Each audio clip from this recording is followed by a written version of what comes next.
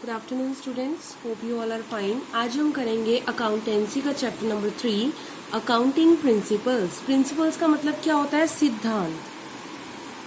सिद्धांत जिनके बेस पर हम कुछ अपने अकाउंट्स बनाएंगे, जिसमें कुछ इन्फॉर्मेशन दी होगी, वो सिद्धांत। देखो, अभी हम कर रहे हैं थ्योरी पोर्शन, तो अभी हम अकाउंटिंग थ्योरी की बात करेंगे। हमें थ्योरी के थोड़े से कॉन्सेप्ट क्लियर हो जाने के बाद, जैसे हमें अकाउंट्स का मीनिंग पता चला, हमने कुछ टर्म्स याद कर ली, debtor, creditor, debit, credit, assets, liability, bad debts, क्योंकि ये टर्म्स आगे हमारे प्रैक्टिकल क्वेश्चंस में यूज होंगी। तो जब हमें ये टर्म्स समझ आ गई हैं, अब हमें क्या सीखना है कि अकाउंट्स में इंफॉर्मेशन को लिखना कैसे है। आप एकदम से डायरेक्ट प्रैक्टिकल क्वेश्चन नहीं कर सकते हो, क्योंकि आपको पहले ये सीखना है कि हम अकाउंट्स में इंफॉर्मेशन को कैसे रिकॉर्ड करेंगे। तो हमें उसके लिए कुछ जनरल गाइडलाइंस चाहिए, आपको कुछ दिशा निर्देश चाहिए। वो दिशा निर्देश आपको इस चैप्टर में मिलेंगे, अकाउंटिंग प्रिंसिपल्स में। देखो, अकाउंटिंग की थ्योरी के अंतर्गत क्या क्या आता है? Principles, concept, convention. प्रिंसिपल यानी सिद्धांत, ये अवधारणाएं होती हैं।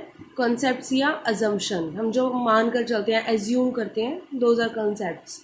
कन्वेंशन, मान्यता। जैसे हमारे यहाँ दिवाली पर मान्यता है कि हम लक्ष्मी माता की पूजा करेंगे, हम दिए जलाएंगे। ऐसे अकाउंट्स में भी कन्वेंशंस होती है, कुछ मान्यताएं होती हैं, रूल्स होते हैं, कुछ गाइडलाइंस होती हैं। ये अकाउंटिंग थ्योरी क्या में इंक्लूड करते हैं, ठीक है। ये थ्योरी में क्यों इंक्लूड करते हैं? ताकि जो भी कंपनीज अकाउंट बना रही हैं, सबके अकाउंट एक जैसे बने। ताकि आप, अगर आप कोका कोला कंपनी के अकाउंट स्टडी कर रहे हो, आपको मान लो पेप्सी कंपनी के अकाउंट स्टडी करने को मिल जाए, बिकॉज दो आर कॉम्पिटिटर, ये दोनों एक दूसरे के बहुत टफेस्ट कॉम्पिटिटर है एट प्रेजेंट। तो अगर मान लो आपको अपने पैसे इन्वेस्ट करने हैं, आप देखोगे मैं कोका कोला में पैसे इन्वेस्ट करूँ या पेप्सी में, तो दोनों के अकाउंट्स अगर सेम तरीके से बनेंगे तभी तो आप उसको कंपेयर कर पाओगे, ठीक है। तो यूनिफॉर्मिटी, एक रूपता लाना बहुत ज़रूरी है। इसके साथ साथ अकाउंटिंग थ्योरी में कुछ अकाउंटिंग स्टैंडर्ड्स भी आते हैं। ये स्टैंडर्ड्स कौन डिसाइड करते हैं? In the institute of chartered accountant of India. The institute of chartered accountant of India, ठीक है। इनके द्वारा कुछ स्टैंडर्ड्स भी बनाए जाते हैं, ये भी हम आगे चैप्टर्स में पढ़ेंगे। फर्स्ट देखो, अकाउंटिंग प्रिंसिपल्स होते क्या हैं। Principles are general guidelines. जैसे मान लो आपके पेरेंट्स हैं, आपके पेरेंट्स आपको कुछ ना कुछ गाइडलाइंस देते रहते हैं, जैसे हमें ऑनेस्ट रहना चाहिए, हमें सच बोलना चाहिए। अगर आपने मान लो कि कोई कॉल आई है, आप उसको पिक नहीं कर पाए, तो पेरेंट्स कहेंगे बेटे कॉल बैक करके पूछ तो लो। तो उन्होंने क्या दिया? आपको एक गाइडलाइंस दी है, ठीक है ना। तो इसी तरह अकाउंट्स में भी कुछ गाइडलाइंस होती हैं, कुछ रूल्स होते हैं। Accounting principles are general guidelines और rules to make accounts which are accepted by accountant all over the world. वो नियम जो हमें अकाउंट्स बनाने में हेल्प करेंगे। अकाउंट्स कौन बनाता है? अकाउंटेंट। और इन नियमों को सभी अकाउंटेंट्स ने, पूरे वर्ल्ड में जितने भी अकाउंटेंट्स हैं, सभी के द्वारा एक्सेप्टेंस दी गई है। अब ये क्यों आए थे, जनरेट क्यों हुए अकाउंटिंग प्रिंसिपल? देखो, जैसे समय में टाइम टू टाइम चेंजेस होने लगे, बिजनेस लेवल बढ़ने लगा। पहले छोटी शॉप होती थी, अब लोग शोरूम बनाते हैं, मॉल बनाते हैं, सुपरमार्केट्स बनाते हैं, बड़ी बड़ी कंपनीज बनाना पसंद करते हैं।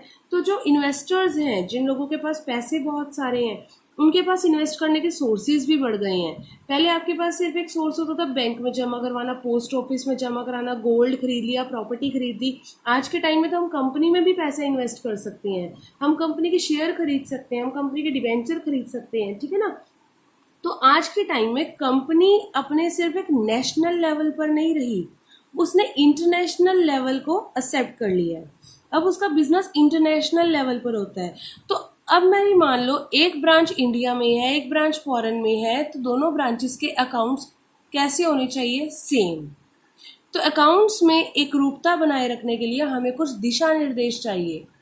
उन दिशा निर्देशों को, उन गाइडलाइंस को, जो उसको हम स्टैंडर्ड लैंग्वेज कहते हैं। जैसे दिशा निर्देश क्या है, आपको पता है कि देनदार को क्या कहते हैं? डेटर। अब इंडिया की कंपनी हो चाहे फॉरेन की कंपनी हो, सबके लिए स्टैंडर्ड लैंग्वेज है कि देनदार को डेटर कहना है, जिसने पैसे नहीं दिए उसको हमने बैड डेट्स कहना है। तो ये क्या है? ये स्टैंडर्ड लैंग्वेज है जो सब जगह एक्सेप्ट की गई है कि अकाउंट्स बनाने के लिए हम इन लैंग्वेजेस को, इन वर्ड्स को यूज करेंगे, ठीक है। इन्हीं रूल्स को generally accepted accounting principle, gap कहा जाता है। अब आपसे शॉर्ट क्वेश्चन पूछा जा सकता है एक नंबर में, एक्सप्लेन गैप और what is the full form of gap, तो आप लिखोगे generally accepted accounting principles. These principles have been developed over a period of time. ये प्रिंसिपल कैसे बने हैं? बहुत समय के बाद, बहुत वर्षों के एक्सपीरियंस के बाद, एक रिसर्च के बाद प्रिंसिपल्स बनते हैं, सिद्धांत बनते हैं। कुछ प्रोफेशनल बॉडीज हैं, जैसे चार्टर्ड अकाउंटेंट के लिए कुछ प्रोफेशनल बॉडीज हैं, गवर्नमेंट एजेंसीज हैं, इन सब ने मिलकर बनाए हैं ये अकाउंटेंट्स प्रिंसिपल्स। ठीक है, next topic is nature and characteristics of accounting principle. Nature क्या है, फीचर्स क्या है या कैरेक्टरिस्टिक्स, कुछ भी आ जाएगा, हमने यही एक्सप्लेन करना है। बुक में हेड पॉइंट नहीं दी हुई, मैंने हेड पॉइंट आपके टॉपिक को इजीली एक्सप्लेन करने के लिए किया कि आपको समझ आ जाए।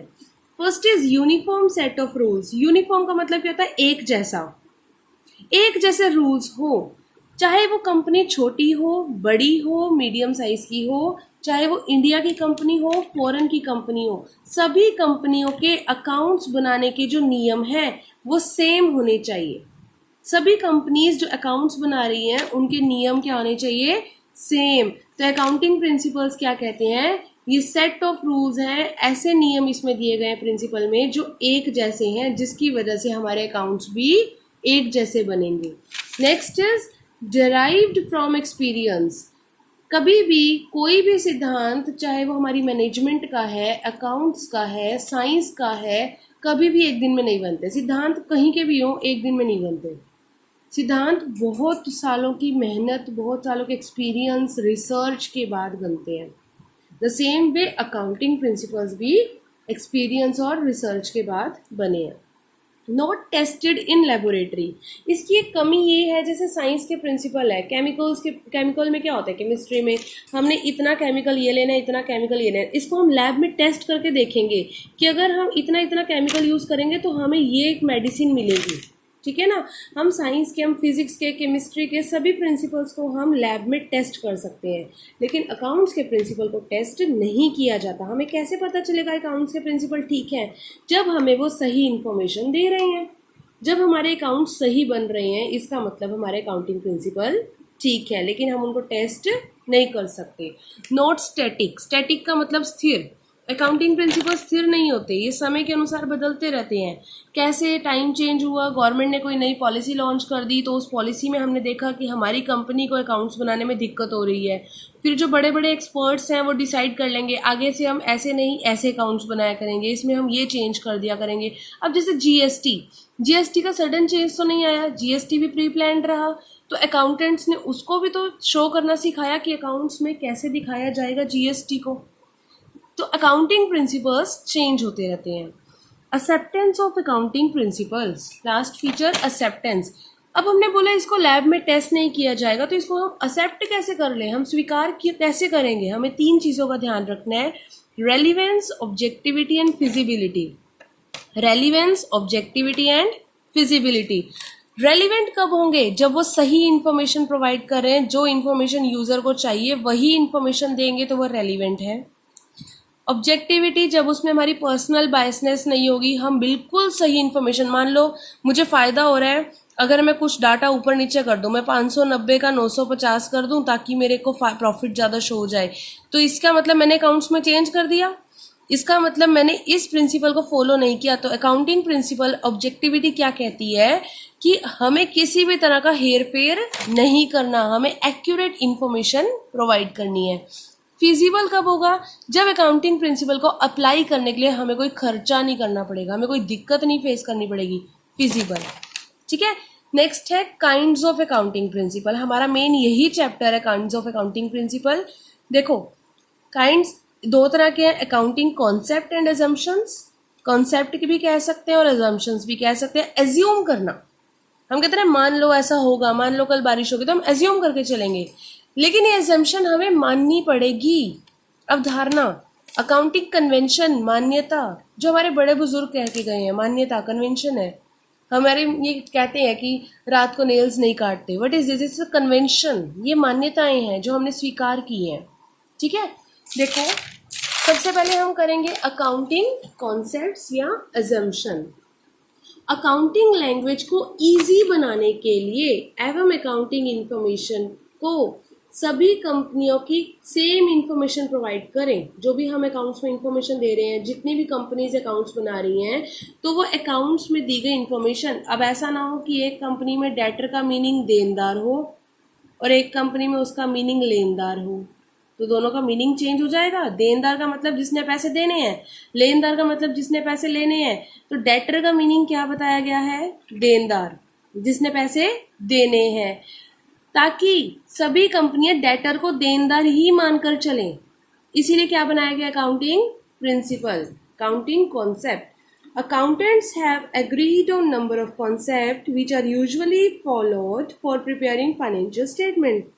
जो हमारे अकाउंटेंट्स हैं वो बहुत सारे कॉन्सेप्ट्स के ऊपर एग्री कर चुके हैं जिसको हम फॉलो करेंगे अकाउंट्स बनाने के लिए। ठीक है, अब आपको ये सारे कॉन्सेप्ट्स लर्न होने चाहिए, पेपर में आ जाते हैं। कोई भी कंपनी बिना अकाउंटिंग कॉन्सेप्ट के, कोई भी कंपनी बिना अकाउंटिंग कॉन्सेप्ट के अकाउंट्स बना ही नहीं सकती। अगर उसे यही नहीं पता ना कि कॉन्सेप्ट क्या है तो वह अकाउंट्स ही नहीं बना सकती। ठीक है, याद रखना, ये कॉन्सेप्ट ही अकाउंटेंट को बताते हैं कि कैसे हमने किसी रिकॉर्ड को मेंटेन करना है। अकॉर्डिंग टू अकाउंटिंग स्टैंडर्ड 1, हम अकाउंटिंग स्टैंडर्ड को ऐसे लिखेंगे AS1 इशूड बाय, अभी अकाउंटिंग स्टैंडर्ड 1 किसने इशू किया है?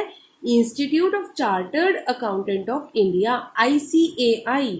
उनके अकॉर्डिंग तो 3 फंडामेंटल अकाउंटिंग कॉन्सेप्ट है, यानी 3 तो मेन है जो सबको एक्सेप्ट करने ही करने हैं। बाकी भी हमारे पास कुछ अकाउंटिंग कॉन्सेप्ट्स हैं, वैसे उनको भी एक्सेप्ट किया जाता है, लेकिन ये फंडामेंटल है। इनमें हम बिल्कुल भी किसी तरह की ढील नहीं छोड़ सकते, किसी तरह की गलती नहीं कर सकते। ठीक है, अकाउंटिंग कॉन्सेप्ट को 2 पार्ट्स में डिवाइड कर दिया, फंडामेंटल एंड अदर। फंडामेंटल यानी most important. First, going concern concept, consistency concept, accrual concept. Other और कौन कौन से हैं? Business entity concept, money measurement concept, accounting period concept, cost concept या historical cost concept, matching concept, dual aspect concept, revenue recognition concept. Explain हम इनका कल करेंगे। ठीक है, थैंक यू।